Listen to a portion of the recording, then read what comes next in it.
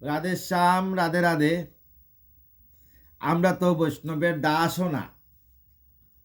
চৈতন্য মহাপ্রভু নিজে বলে গেছেন যে আমিও তো বৈষ্ণব না।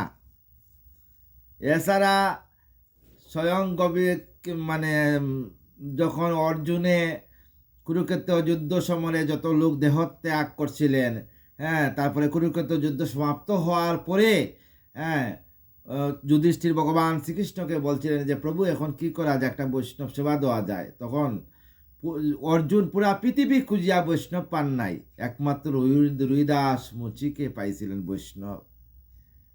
বৈষ্ণব হওয়া এত বড় বহুত কঠিন।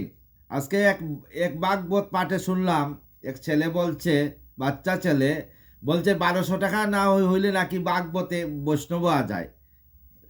ধুতি, কুর্তা, পাঞ্জাবি, তিলক, টিক্কি এগুলা পরিয়া বলে বৈষ্ণব হওয়া যায়।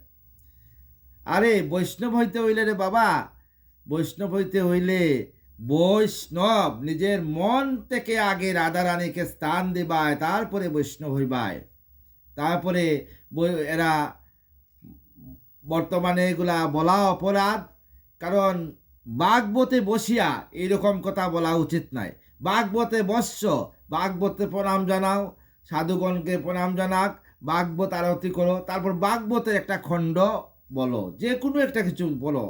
অনেক অনেক অধ্যায় আছে, যে কোনো একটা ছোট্ট একটা ভাগবত সম্বন্ধে, কৃষ্ণ কথা সম্বন্ধে আলোচনা করো, যাতে সনাতন ধর্মের উন্নতি হয়, প্রচার হয়, এবং তোমারও প্রচার হয়, তোমার হয়।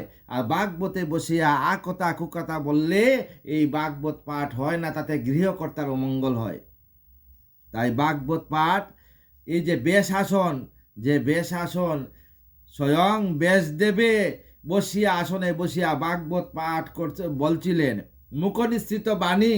আর আমাদের শিবপুত্র গণেশ এই ভাগবত লেখছিলেন। এই ভাগবত কিন্তু আমার গোবিন্দ বলছেন, এই বা আমার লীলা সংকীর্তন, গোবিন্দের দেহ ভাগবত। তাইলে গোবিন্দ সম্বন্ধে আলোচনা করতে গেলে গোবিন্দ সম্বন্ধে আলোচনা করা দরকার, যেটা পুঁথিগত এইগুলো আলোচনা করা দরকার। মানে অপ্রীতিকর কথা ভাগবতে বলা উচিত নয়। তাতে যে ভাগবত পাঠ করতেছে তারও মঙ্গল, দশেরও মঙ্গল, সমাজেরও মঙ্গল। তাই পাঠক হইতে গেলে ভালো পাঠক হওয়া চাই।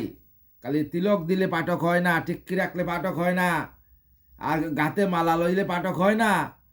পাঠক শব্দের অর্থ বিশাল বড় অর্থ। তাই ভাগবত পাঠ করতে গেলে দেহকে ভাগবত বানাতে হবে।